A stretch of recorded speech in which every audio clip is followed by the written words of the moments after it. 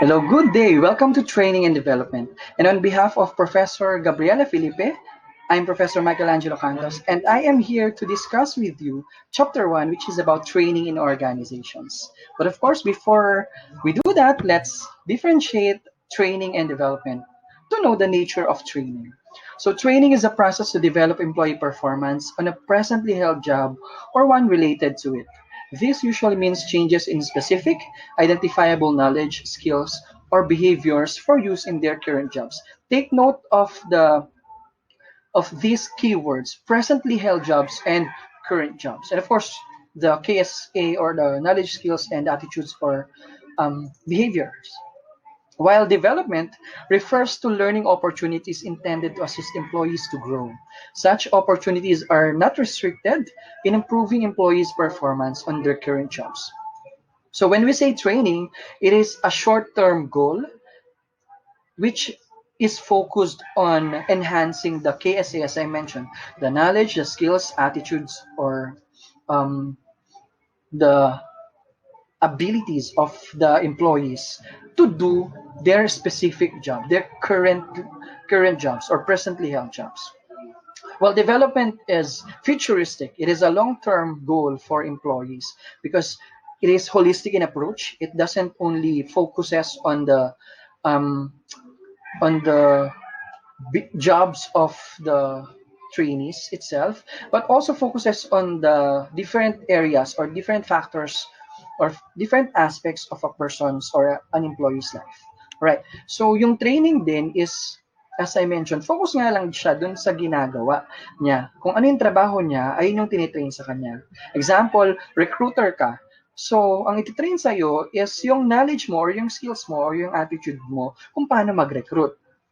Such as paano ba mag-conduct ng interview, paano ba magda-draft ng questions, paano ba magsusource ng mga applicants, paano ba pipiliin yung right person to do the right job. Well, development is focused naman siya hindi lang dun sa specific job na ginagawa ng tao o ng empleyado. Focus siya dun sa totality na tinitignan siya as a talent na pwede siyang mag-develop or mag-improve pa at hindi lang ayun yung task na magagawa niya. So ang target nga natin as HR practitioners is to, of course, develop these talents. Kaya nga, for some organizations, ang tawag nila sa kanilang manpower or workforce ay talent.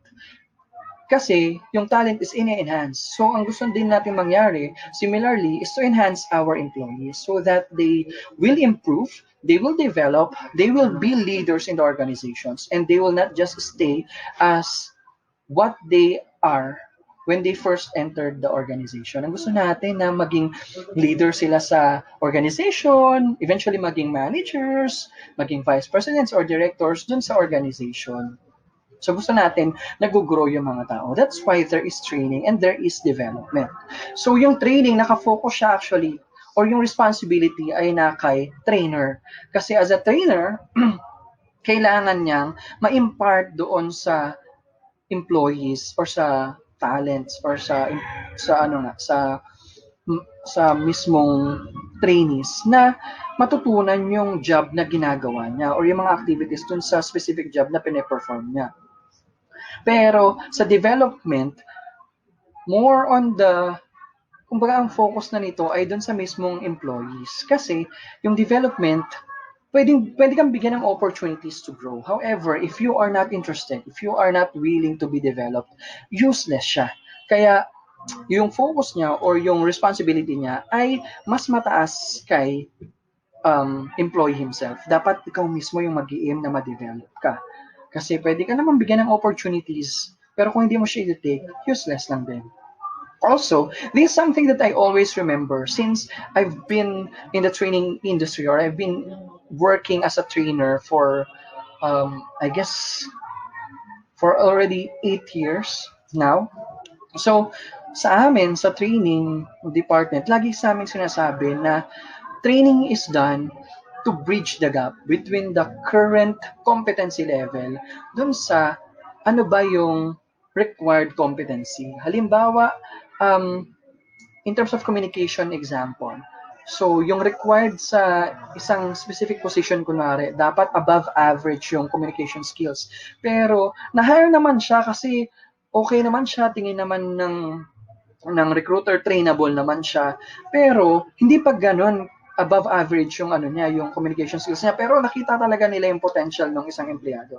So, to bridge the gap or to help that employee to have that required competency level, mag-undergo siya ng training. Okay, so ayun yung main goal din natin kung bakit nagkakaroon ng training sa isang organization.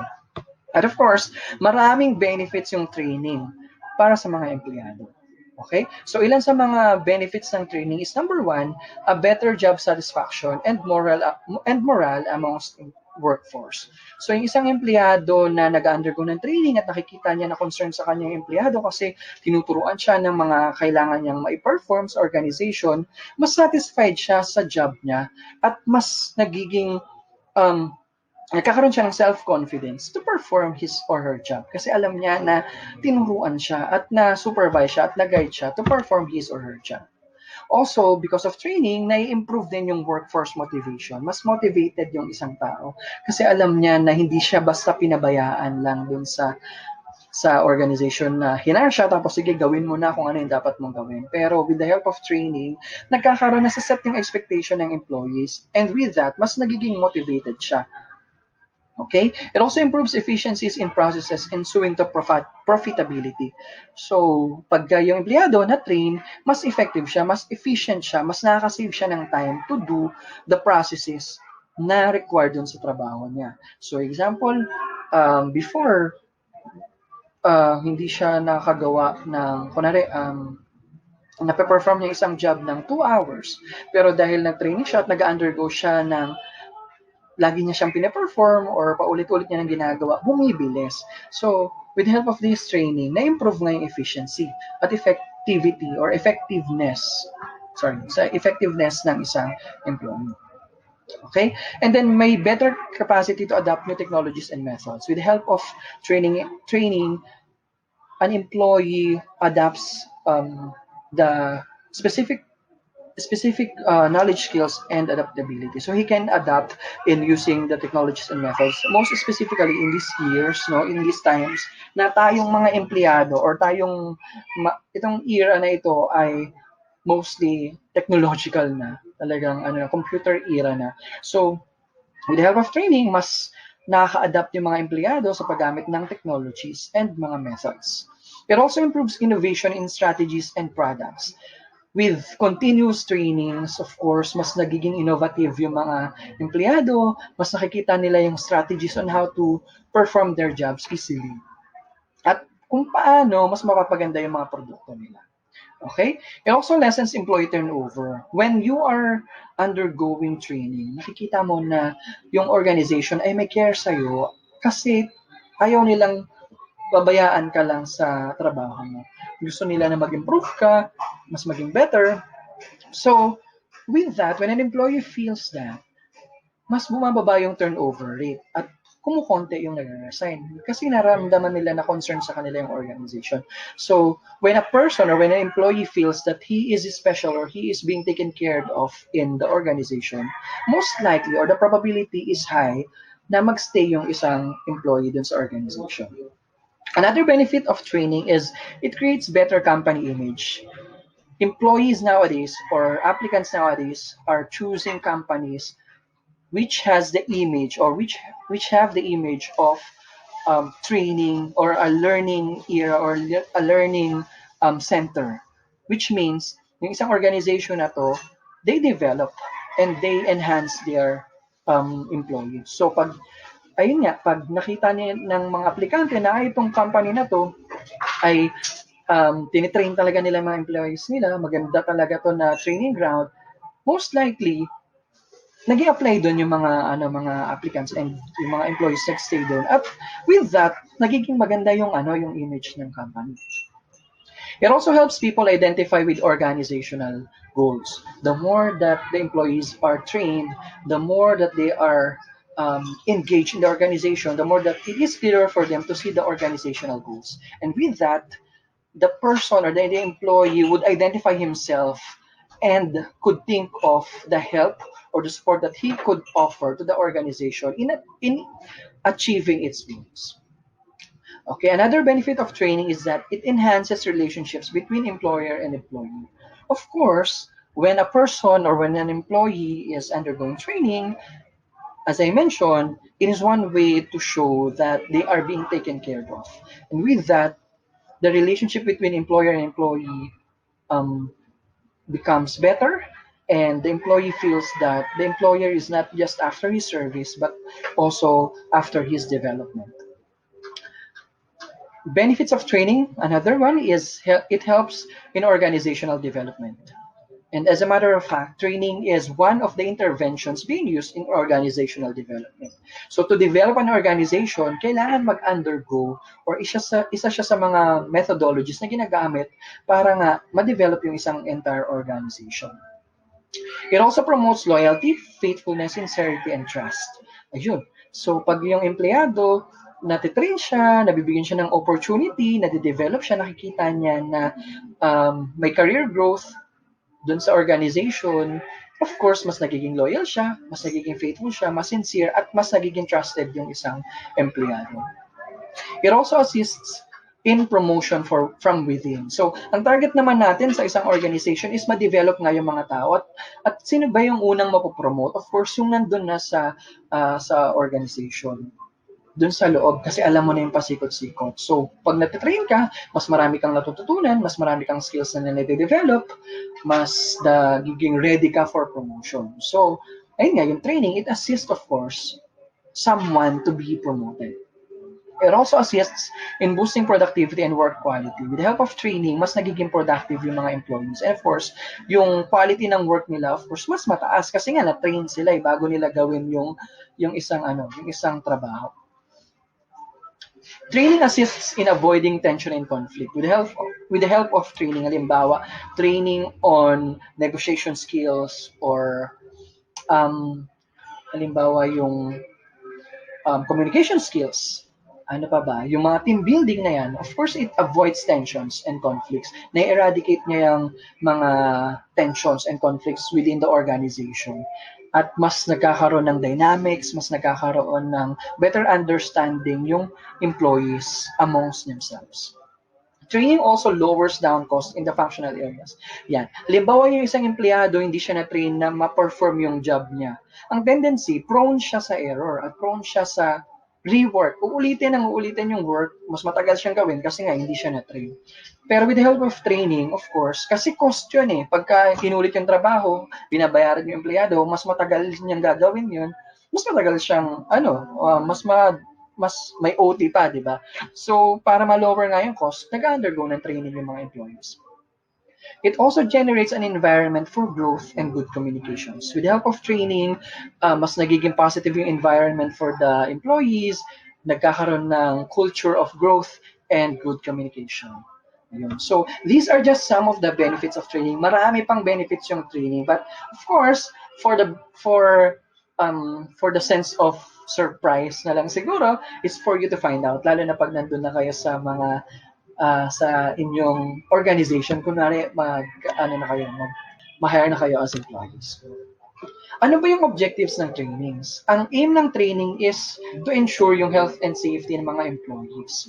Sabi dito, failure to be trained in risk management can have consequences like injury, illness, death, and legal action against the organization. So, yung isang empleyado, pagka hindi siya naturuan ng mga proper SOPs, standard operating procedures, and kung paano ma-ensure yung safety niya at yung health niya dun sa organization, sa isang workplace, ang tendency nun ay magkaroon ng mga accidents, ganyan. At hindi niya alam kung anong gagawin pag nagkaroon ng mga ganong klaseng scenarios or cases. So, responsibility ni organization na ma-train yung mga employees niya. So, just for an example, before I was hired as a full-time faculty in this institution in Rizal Technological University, I used to work as a supervisor in Sea Oil. So with that, we train our employees, yung mga nandun sa gasolinahan, paano ba sila magiging secure, paano ba ma-ensure yung health and safety nila. Also, tinuturuan namin sila kung paano ba gamitin yung fire extinguishers, yung mga ganun. Para lang, just in case may mga scenario na hindi naman inaasahan, at least alam nila kung ano yung gagawin. Yan. Another objectives of training is equality and diversity. Human resources training in diversity can assist staff builds the most of their working relationships. Sa isang organization, mas preferred na nila yung diverse na workers, na employees. Actually, isa yun sa sa mandate ng government na dapat hindi nagkakaroon ng discrimination in terms of hiring ng halimbawa ng race, ethnicity, or color, or age, or gender. So, regardless of those factors, kailangan matreat pa rin natin ng maayos sa mga employees. And ang benefit naman ito, when you have diverse workforce, maraming ideas na pumapasok sa organization, mas malawak yung perspective, mas maraming inputs na naibibigay. Pero ayun nga, because of the differences, pwedeng magkaroon ng mga conflicts, pero ayun nga yung iniiwasan. That's why may training sa isang organization. Para ma-maintain pa rin yung equality regardless of these differences. Okay, and then staff management. Management of staff includes how to direct recruitment campaigns and pick the right people, and oversee them and exploit their performance, and preserve good employee relations and assemble teams. So, objective din siya ng training na yung mga staff, ma-manage sila ng maayos. Not necessarily micromanaging na talagang binabantayan yung bawat ginagawa. Pero ang gusto nga, ma-manage yung mga staff na ma-perform nila at magkaroon sila ng sense of accountability sa mga trabaho nila na kahit hindi sila masyadong sinusupervise, magagawa nila ng maayos yung kanilang mga trabaho. And another objective of training is soft skills. For many types of roles, especially where there is frontline customer contact, time management, team leadership, and communication skills are of the essence. So, isa sa mga tinitrain talaga sa isang organization na yung mga soft skills, kung paano ba magagamit tong mga skills na to ng maayos para ma-retain yung mga customers, magkaroon ng harmonious relationship with one another, paano pa magiging better leaders, ayun, at makikipag-communicate with one another. So these are some of the objectives of training. Okay, so let's have a recap. Ano-ano yung mga objectives ng training? Number 1 is health and safety. 2, equality and diversity. 3, staff management. And then 4, soft skills. Okay, so ano-ano ba yung mga training categories? So maraming categories talaga ng training, pero ito yung major categories na ginagamit din sa mga different organizations. So yung una ay required and regular training, job technical training, developmental and career training, and lastly yung interpersonal and problem solving training. Okay, so ano ba yung required and regular training? So itong required and regular training, kailangan mag-undergo yung mga employees once na ma-hire sila dun sa organization. Kasi mandate to ng law at of course, mas magkaroon sila ng awareness in terms of these specific topics. So ano-ano ba to? Number 1 is sexual harassment prevention. Yung sexual harassment prevention, of course, para maiwasan yan na magkaroon ng sexual harassment amongst employees, tinuturo na siya on the onset. No, pagka-hire sa mga employees, so inaano tayo, ano yung mga laws dyan, ano yung mga rules natin dyan, para of course ma-maintain yung respect sa mga co-employees. Safety compliance, as mentioned kanina, para maiwasan yung mga risks, yung mga hazards, of course, dapat mag-comply yung mga employees in terms of safety. Okay? Wage and hour rules. O yan, sinasabi din or tinuturo din sa mga employees paano ba, magkano ba yung sahod nila, ano ba yung, kailan ba nagkakaroon ng overtime, paano ba yung computation yan, yung mga night differential.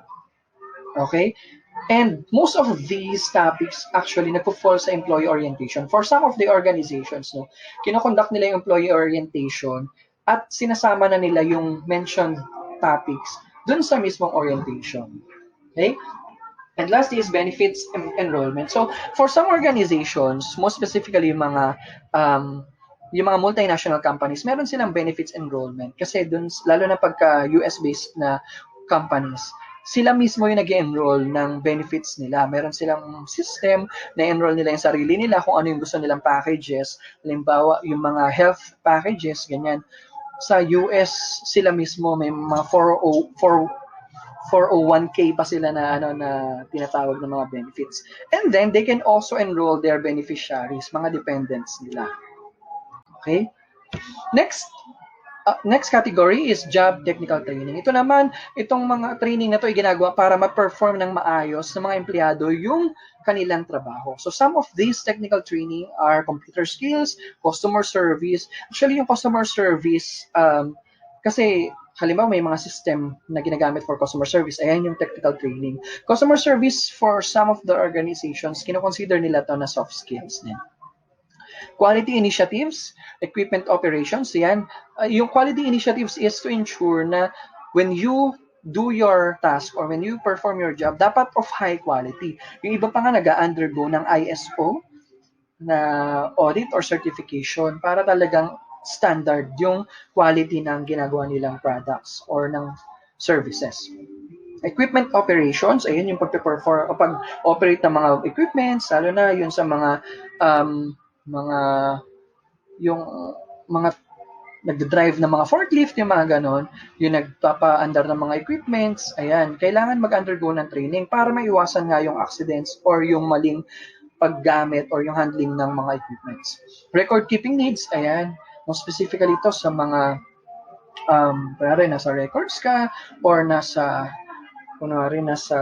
accounting ka, ayan, tinuturo yan sa inyo record keeping. Telecommunication skills, ayan, sa mga sa mga telecoms natin ng industry, ayan, mga BPOs, yan, mas sa kanila ginagamit tong training na to. Then product details, lalo na kunwari may mga bagong products, product knowledge skills, yan, ayan yung tinuturo or ginagawa yan para mas ma-explain ng mga sales associates or ng representatives yung products nila at maibigay nila yung feature ng products ng mas maayos.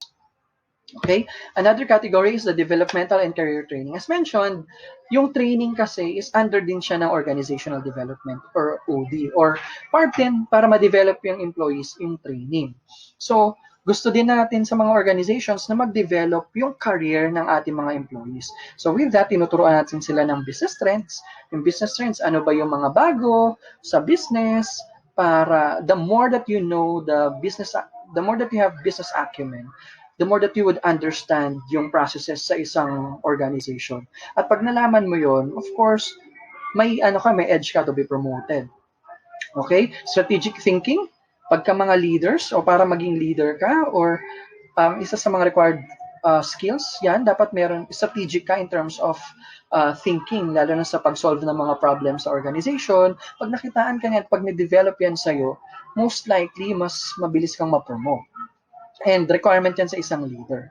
So also, yung leadership skills, developmental training siya. Kasi nga, lalo na kunwari, rank and file ka and then you will be promoted as supervisor. Siyempre, yung pag-handle ng mga tao, hindi siya ganun kadali para sa'yo. So, para mas matrain ka, yan, kailangan mo mag-undergo dyan. Change management. Yun. Developmental to kasi part ng OD yung change management, organizational development. So, para mas ma-embrace ng mga employees yung change, so nag-undergo sila nito. Career planning, yan, matatrack ng employee yung ano ba yung gusto niya talagang mangyari, ano ba yung growth na gusto niyang ma-achieve, and then tutulungan siya, of course, ng organization para ma-achieve niya yung goal niya. And performance management, yun, nagkakaroon ng assessment in terms of the performance of the employees, performing ba siya or hindi. With that, matutulungan siya, sabi ko nga sa inyo kanina, yung para ma-bridge yung gap, nagkakaroon ng training. So kung makita doon sa assessment na hindi masyadong nagpe-perform o hindi nagpe-perform ng maayos na empleyado yung trabaho niya, yun, tinutulungan siya para mas mag-develop pa at ma-perform niya ng maayos yung trabaho niya. Okay? And lastly, yung last category is the interpersonal and problem-solving training. Ayan. So, ano ba yung mga interpersonal and problem-solving training? Nandiyan yung diversity, ethics, human relations, communications, writing skills, team relations, coaching skills, problem analysis, conflict resolution. So, most of these are mga soft skills. So, ito naman, long-term naman yung approach natin dito. Okay, so ayan yung categories ng training. Alright? So now, let's go to the basic steps in the training process. Paano ba mag-create ng training program? Okay? So, hindi lang basta, naisip ko to, i-train natin itong mga empleyado, gawin natin to, hindi. Meron tayong mga steps na pina-follow. Ang daming models on how to create training programs or yung processes in terms of training. Pero itong i-introduce ko sa inyo, ito yung widely used. Ito yung pinakamadalas na ginagamit ng mga trainers. So, ito yung tinatawag natin na ADI model. Ito yung model natin in terms of the training process. So, yung first step is A, or analyze. So this step requires data collection in order to justify investment for training. So introduction lang naman to kasi sa mga susunod natin na chapters, we will dwell more on these specific topics on these basic steps. So iisa-isahin natin yung step na yan. May mga chapters tayo na allocated for those steps. So ayun nga, tandaan lang natin, yung ADI model, yung first step is analyze. So, ina-analyze natin sino dapat yung nakakakuha ng training, sino dapat yung mag-undergo ng training, anong klaseng training ba yung ibibigay natin. Okay? And then D, design. So, once na identify na natin kung na-analyze na natin ano yung training na kailangan, sino yung recipient ng training na yon, nagde-design na tayo ng training na appropriate sa objectives natin. Gumagawa tayo, dito tayo nagda-draft, nag-create ng objectives. And let's always remember na yung objectives dapat smart siya. It has to be specific, it has to be measurable, attainable, realistic, and time-bound. Okay? So that's the step 2. Dine-design na natin yung program.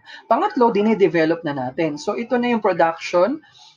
Dito na tayo nagsisimula ng training programs na generate na natin. Kasi kanina nag-draft na tayo sa design, nag-draft na tayo ng objectives, ano na yung certain activities.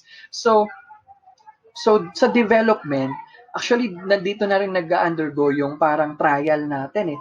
So yun dun sa design natin, sinusubukan na natin, nagkakaroon na tayo ng parang pre-run para ma-identify natin what works well and what doesn't work well. Para doon pa lang, sa stage pa lang na yun, nakikita na natin ano yung dapat nating improve pagka in-implement na natin yung program natin, which leads us to step 4, or the I, which stands for implement. So this is the step where the actual delivery of the training begins. Okay, so ito na yung delivery ng training natin. Ito na yung uma-attend na yung mga participants doon sa training natin. It can be online training or it can be face-to-face na training. Ito actually yung pinaka-crucial sa lahat.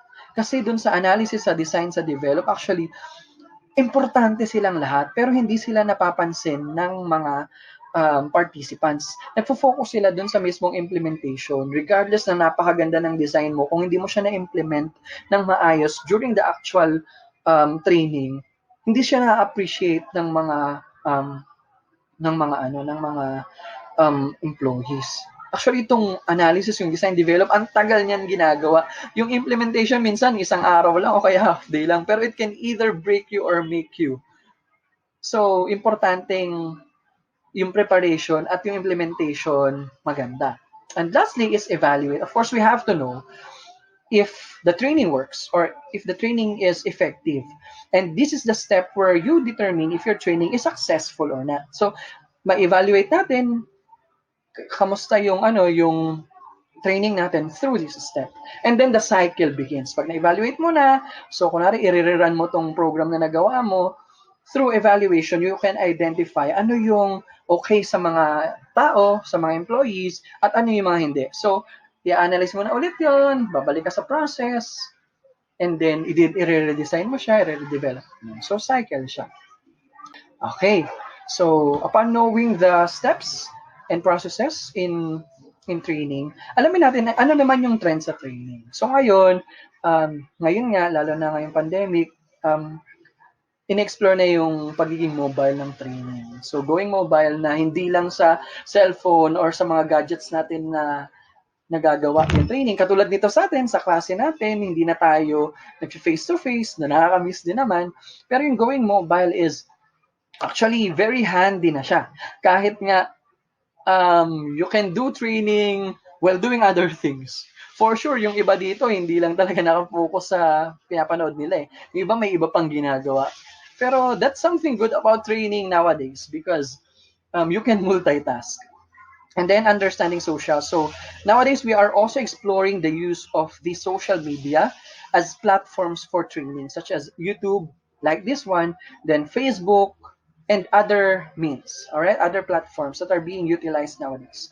And then considering adaptive learning, which means training should be more adaptable to the differences of learning. Ngayon, kung ano na, kinoconsider na natin, hindi na lang isang methodology yung ginagamit para mas matutunan ng mga empleyado or ng mga trainees, nag-a-adapt na tayo sa yung methodologies natin sa pagbibigay sa kanila ng training.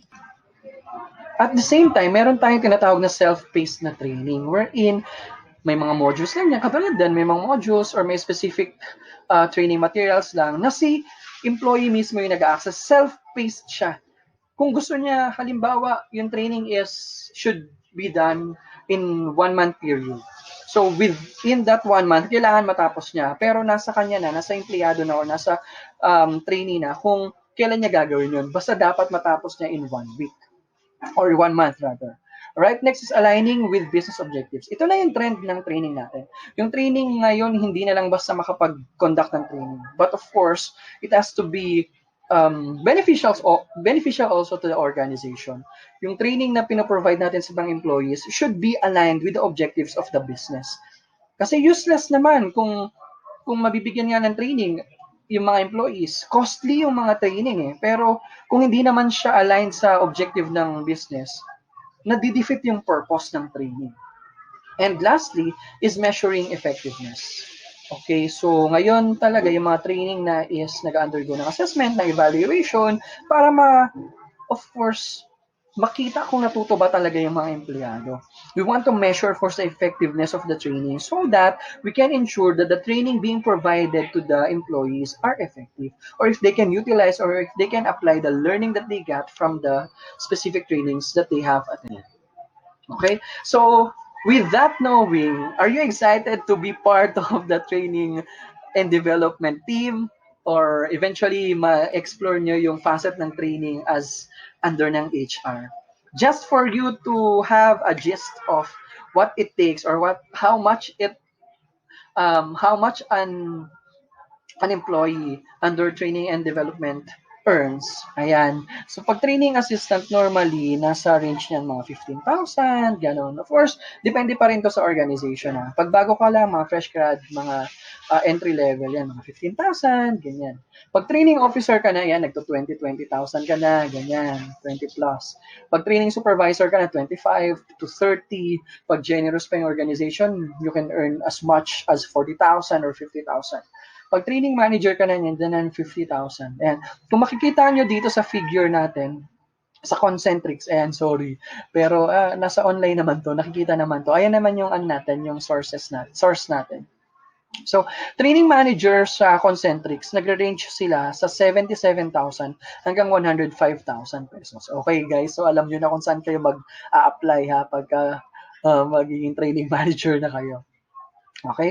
Sa Convergys, nagre-range siya sa 5K to 61K. So 61K yung yung training manager. Sa 24/7, 101,000 to 145,000. Sa Tasks As, 63,000 to 69,000. Alorica, 48,000 to 52,000. And Switzerland ay 48,000 to 52,000. Kung makikita nyo, malaki ang bigayan or malaki ang sweldo ng mga trainers or ng training managers. So, might as well consider being a part of this facet. So, that's for you to have a preview or para mas ma-excite na rin kayo. So I guess that's really it that's it.